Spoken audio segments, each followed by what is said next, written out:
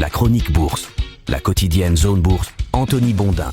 Bonjour et bienvenue dans ce point de marché Zone Bourse du vendredi 28 novembre 2025. Ça s'appelle Ce matin en bourse. Novembre joue son va-tout vendredi. Un seul être vous manque et tout est dépeuplé. Alors j'abuse un petit peu en convoquant Lamartine pour faire le lien entre la dinde et l'atonie des marchés européens hier, mais c'est un petit peu l'idée quand même. Wall Street étant fermé pour la fête de Thanksgiving, célèbre pour sa volaille farcie et pour sa tarte à la citrouille, les places boursières du vieux continent n'ont pas fait grand chose hier, il faut bien le dire. La dernière séance du mois s'annonce elle aussi assez calme. Novembre 2025 sera-t-il positif ou négatif en bourse ? Eh bien, la réponse est encore incertaine au matin de la dernière séance du mois parce que les écarts sont encore minimes. Du côté de l'Europe, l'indice multi-pays Stoxx Europe 600 dispose d'un acquis de 0,54% de hausse par rapport à son niveau du 31 octobre. C'est maigre, mais ça donne un petit matelas de sécurité pour tenter d'enquiller un 5e mois consécutif de hausse quand même. Dans le détail en novembre, la France, l'Allemagne et le Royaume-Uni accusent un tout petit passif, tandis que les marchés riches en valeurs financières comme l'Italie et l'Espagne et en valeur de la santé comme la Suisse et la Belgique ont pris un petit peu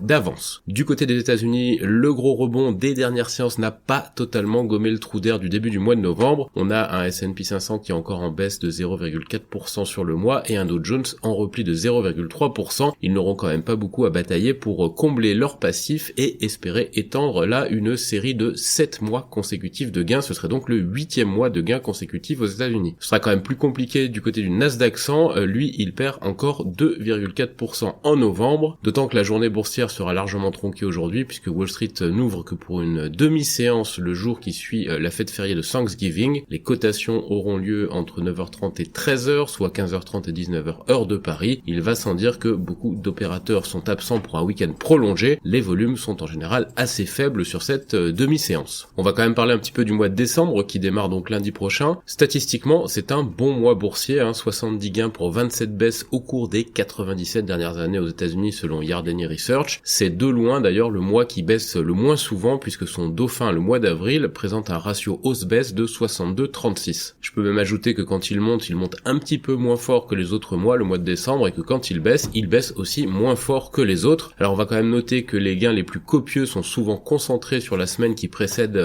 celle du 25 décembre, c'est ce qu'on appelle le rallye du Père Noël en français, un petit peu comme si les investisseurs s'offraient un petit cadeau avant qu'il ne se passe plus rien en fin d'année. Et si on revient en Europe, et sur une durée plus modeste de 27 ans parce que je n'ai pas d'autres statistiques, le mois de décembre a été positif 18 fois et négatif 9 fois sur le Stoxx Europe 600. On est là aussi sur un ratio statistique positif. Évidemment, comme toujours, il y a un mais. Si vous aviez réalisé un investissement statistique l'année dernière en ciblant spécifiquement le mois de décembre pour mettre le maximum de chances de votre côté pour gagner de l'argent, eh bien, vous en auriez perdu. Décembre 2024 n'a en effet pas vraiment souri aux investisseurs. Le Stoxx Europe 600 a perdu 0,5% et le S&P 500 a reculé de 2,5%. On change complètement de sujet et on passe à la géopolitique et à l'économie. Donald Trump n'est pas resté muet pour Thanksgiving. Le président américain s'est exprimé sur plusieurs sujets comme à son habitude et après l'attaque contre des membres de la garde nationale américaine à Washington DC, il a annoncé l'arrêt de l'immigration en provenance du tiers-monde, je le cite. Dans un autre registre, il a estimé que son administration aurait la capacité de réduire, voire de supprimer complètement l'impôt sur le revenu au cours des 2 prochaines années grâce aux recettes générées par les droits de douane. Ça reste à confirmer évidemment. Par ailleurs, Vladimir Poutine a laissé la porte ouverte à des négociations de paix en Ukraine sur la base des propositions de la Maison Blanche mais sans les adouber. Le très controversé envoyé américain Steve Witkoff devrait se rendre à Moscou la semaine prochaine. Sur l'agenda macro du jour, plusieurs pays d'Europe dont la France et l'Italie publient leurs chiffres d'inflation préliminaires du mois de novembre. Contrairement aux États-Unis, les investisseurs n'envisagent pas de baisse de taux dans un avenir proche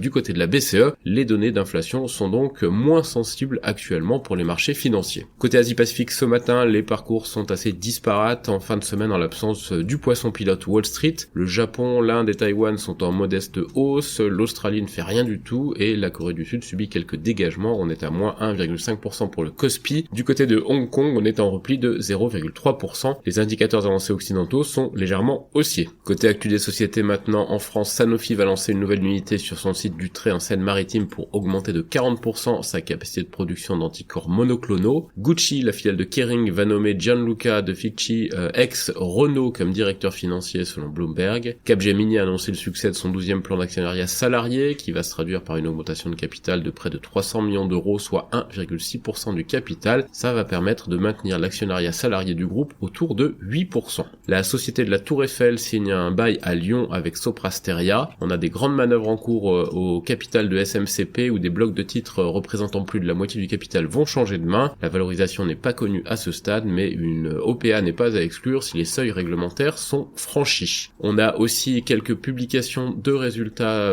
aujourd'hui, Laurent Perrier, Signaux Giraud ou encore Blicker du côté de la France. Ailleurs en Europe, la Deutsche Börse négocie le rachat d'Allfunds à un prix validé par le conseil de la cible de 8,80 € par action, dont la moitié en numéraire et un petit bout en dividende. La facture atteindrait 5,3 milliards d'euros pour la Deutsche Börse. En Allemagne, le Parlement doit approuver aujourd'hui 2,9 milliards d'euros de dépenses militaires qui devraient profiter à des entreprises comme Rheinmetall, Daimler ou encore Eclair et Koch. PDG de la Banca Monte dei Paschi fait l'objet d'une enquête pour manipulation présumée du marché. Ça a pesé sur le cours de la banque italienne hier. Leonardo a présenté son système de défense intégré antimissile européen baptisé Michelangelo Dome. Rheinmetall n'est pas en négociation avec Volkswagen pour racheter le site d'Osnabrück selon son PDG. Plusieurs investisseurs dont le fonds Aspex Management poussent Delivery Hero à envisager une vente totale ou des cessions d'actifs et Doticon publie un chiffre d'affaires semestriel en vive hausse de 25%. Côté Amérique du Nord, pas grand chose à se mettre sous la dent à cause de Thanksgiving hier. On a quand même appris que le gendarme de la bourse américaine enquête sur Jefferies au sujet du scandale First Brands. Un groupe de banques serait par ailleurs en pourparlers pour prêter 38 milliards de dollars supplémentaires à Oracle et Vantage afin de financer d'autres sites OpenAI selon le FT. Enfin, une panne géante chez CME provoquée par un problème dans un data center a entraîné vendredi l'arrêt des échanges sur la plateforme de devises du groupe ainsi que sur plusieurs contrats à terme qui couvrent le forex, les matières premières, les treasuries ou encore les actions. C'est un gros acteur qui était en panne ce matin, ça a provoqué pas mal de remous. Ailleurs dans le monde, ASICS dément tout intérêt pour l'acquisition de Puma.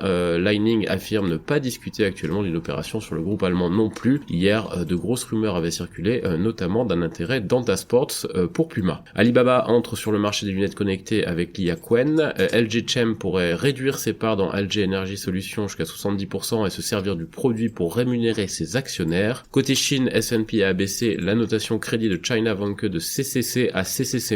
C'est presque le plancher de l'échelle en raison d'une extension potentielle de la durée de remboursement de la dette du promoteur. Enfin, le japonais Daikin vise 1,9 milliard de dollars de vente dans les centres de données nord-américains d'ici 2030 pour profiter de l'essor de l'IA. C'est terminé pour ce point de marché, je vous souhaite une excellente journée et un très bon week-end.